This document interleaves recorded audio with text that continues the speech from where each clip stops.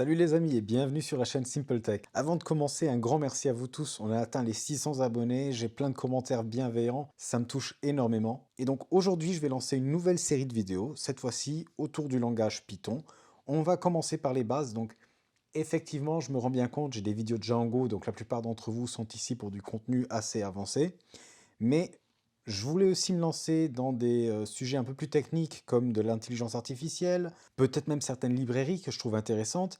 Et du coup, je me suis dit, ce serait dommage de ne pas commencer par les bases et par une introduction au Python en général, qui pourrait peut-être amener plus de personnes à s'intéresser à ce langage de programmation. Et du coup, pour les nouveaux venus, petite explication, à chaque fois que je lance un nouveau concept, ce que je vous demande, c'est d'au moins me lâcher un petit like sous la vidéo pour que je sache s'il y a un public ou non pour ce genre de contenu, si ce contenu vous plaît ou pas. Comme ça, j'arrive à m'organiser et à faire du contenu qui me plaît à moi, mais qui a aussi un certain intérêt pour vous. Et donc, concernant la vidéo d'aujourd'hui, on va voir tout d'abord qu'est-ce qu'il faut installer pour pouvoir utiliser Python. On va aussi très brièvement parler d'éditeurs. Petit spoiler, moi je vais plutôt m'attarder sur Visual Studio Code et sur PyCharm. Et puis ensuite, on va créer notre premier programme en Python où on va simplement afficher dans une console Hello World et on va voir comment l'exécuter. Et voilà, assez parlé et place à la vidéo.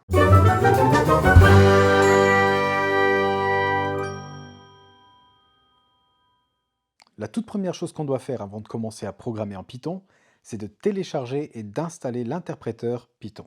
Pour cela, allez sur la page python.org, dans Downloads, et vous pouvez prendre la dernière version pour votre système d'exploitation, donc dans mon cas c'est Windows. Si vous cliquez dessus, ça va télécharger l'exécutable. Vous n'avez plus qu'à le lancer. Et là, dans mon cas, comme la dernière version de Python est déjà installée, je ne peux que modifier ou réparer mon installation. Mais vous, vous aurez un bouton pour l'installer. Vous cliquez dessus, Next, Next, Next, enfin vous savez comment installer un programme. Et quand c'est fait, vous devriez être capable d'utiliser l'interpréteur Python dans votre console. Pour vérifier, ouvrons une console, là par exemple PowerShell, et je vais simplement taper Python-version. Et là, vous voyez que j'ai bien la version 3.10.1 de Python qui est installée. Maintenant qu'on a vérifié que l'interpréteur fonctionne, il nous faut un éditeur pour notre code Python. Alors là, plusieurs choix s'offrent à vous. Vous pouvez ou d'un côté installer quelque chose comme Visual Studio Code qui est gratuit et open source. Donc si vous commencez à développer, je vous conseille d'utiliser Visual Studio Code. Ou vous pouvez aller sur des environnements payants, comme par exemple PyCharm que j'utilise. Après, bien entendu, vous n'avez besoin ni de l'un ni de l'autre. Vous pouvez aussi prendre un éditeur de texte tout simple comme Notepad, ou alors dans votre console utiliser Nano ou Vim. Peu importe, tant que vous avez bien écrit votre code, l'interpréteur saura le reconnaître. C'est juste que ces éditeurs viennent avec quelques outils pour vous faciliter le développement. Notez aussi que pour suivre ce tutoriel, vous n'aurez pas besoin d'un éditeur particulier. Donc si ça vous amuse de tout taper dans Notepad, allez-y. Pour ce premier tutoriel, je vais utiliser Visual Studio Code pour vous montrer que c'est quelque chose de tout à fait possible et qui marche très bien. Mais probablement, dans les prochaines vidéos, vous me verrez plutôt utiliser PyCharm. Donc là, à nouveau, je ne vais pas vous montrer comment télécharger et installer Visual Studio Code. C'est aussi très simple. Vous téléchargez l'exécutable, vous le lancez, et quand l'installation est finie, vous pouvez lancer votre éditeur. Et voici donc Visual Studio Code une fois installé. Pour rappel, si jamais vous n'avez pas réussi à lire l'adresse à laquelle vous pouvez télécharger Visual Studio Code à partir de la vidéo, tous les liens sont aussi dans la description. Maintenant qu'on a Visual Studio Code, il y a quelques extensions qu'on peut installer afin de faciliter notre vie.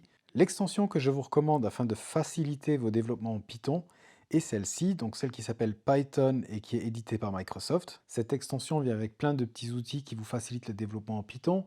Donc ça vous permet par exemple d'avoir votre syntaxe qui va être highlighté, ça va vous permettre de faire de l'autocomplete, vous pourrez lancer vos tests ou lancer votre code à partir de cette extension, et plein d'autres petits trucs. Donc si vous voulez, vous pouvez lire la documentation pour voir tout ce qu'il y a dedans. En temps normal, pour installer cette extension, vous avez un bouton ici qui dit Install. Donc là, je l'ai déjà installé, donc je ne l'ai plus.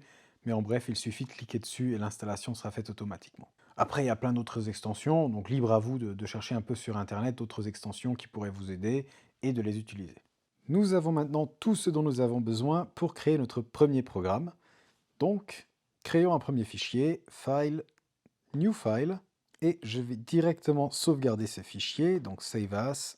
Vous choisissez le dossier dans lequel vous voulez sauvegarder votre programme, et puis vous choisissez l'extension .py, et on va appeler le fichier hello.py. Vous voyez qu'automatiquement Visual Studio Code va détecter que c'est un fichier Python. Et maintenant, comme promis, nous allons écrire notre premier programme. Et ce programme va simplement imprimer Hello World. Ça tombe bien, ce n'est pas très compliqué, ça se résume à une ligne de code. On va simplement taper print, parenthèse ouverte. Bon là, automatiquement, il me la ferme, mais en tout cas, entre parenthèses, ce qu'on va faire, c'est qu'on va ouvrir des guillemets et on va taper notre message, donc Hello World, ou autre chose. Donc ce qu'on est en train de dire à notre interpréteur, c'est print, donc affiche-moi, le message qui est entre ces parenthèses et entre ces guillemets, donc ici Hello World, dans la console. Passons maintenant à la partie intéressante, lançons ce code et voyons le résultat de l'exécution. Donc pour cela, la première fois que vous allez lancer votre fichier .py, il faudra aller dans Visual Studio Code, dans Run, et puis Run Without Debugging. La première fois, il y aura un pop-up qui va s'afficher, il faudra simplement autoriser l'exécution du fichier. Ensuite, vous pourrez lancer votre programme avec cette flèche ici en haut à droite. Donc là, je vais le lancer avec Run Without Debugging. Et là, vous voyez que notre texte Hello World est bien affiché dans notre terminal. Donc là, si je change le message en Hello World 2, et cette fois-ci, j'appuie sur Play, ici en haut à droite, voilà, Hello World 2.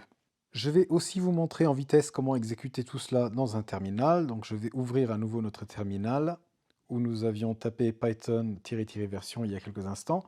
Et maintenant, je vais simplement naviguer dans le dossier dans lequel j'ai stocké mon fichier, donc PyCharm SimpleTechProd Tuto 1. Là, vous voyez notre fichier hello.py et il suffit de taper Python hello.py.